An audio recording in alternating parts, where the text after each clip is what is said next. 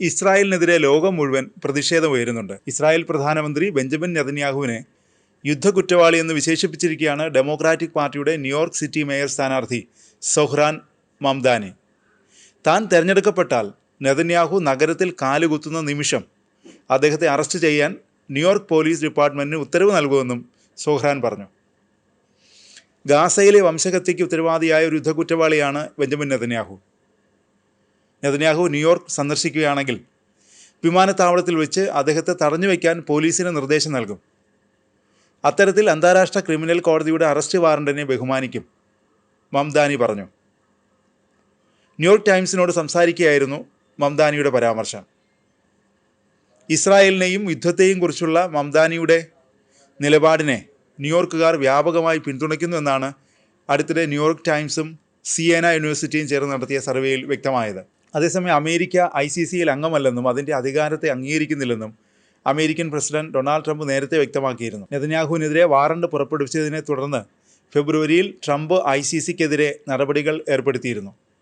അമേരിക്കയുടെയോ ഇസ്രായേലിൻ്റെയോ മേൽ ICCക്ക് യാതൊരു അധികാരപരിധിയുമില്ല എന്നായിരുന്നു അദ്ദേഹത്തിൻ്റെ വാദം. അതേസമയം സൊഹ്റാൻ്റെ അഭിപ്രായങ്ങളിൽ ആശങ്കയില്ലെന്ന് പറഞ്ഞ നെതന്യാഹു ഈ ഭീഷണികളെ തള്ളിക്കളഞ്ഞു. തന്നെ അറസ്റ്റ് ചെയ്യാമെന്ന വിചാരം എല്ലാ തരത്തിലും വിഡ്ഢിത്തമാണെന്നാണ് ട്രംപുമായുള്ള വൈറ്റ് ഹൗസ് കൂടിക്കാഴ്ചയിൽ അദ്ദേഹം വിശേഷിപ്പിച്ചത്.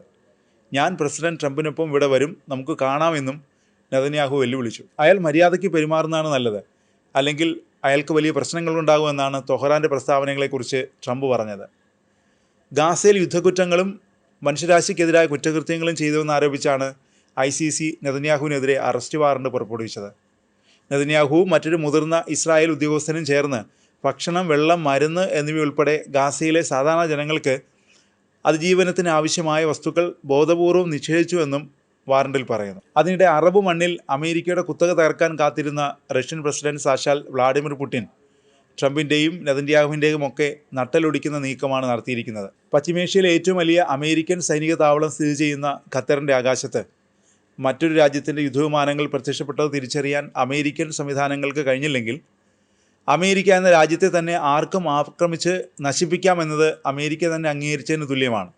ഈ അവസരമാണ് പുടിൻ മുതലാക്കിയിരിക്കുന്നത്.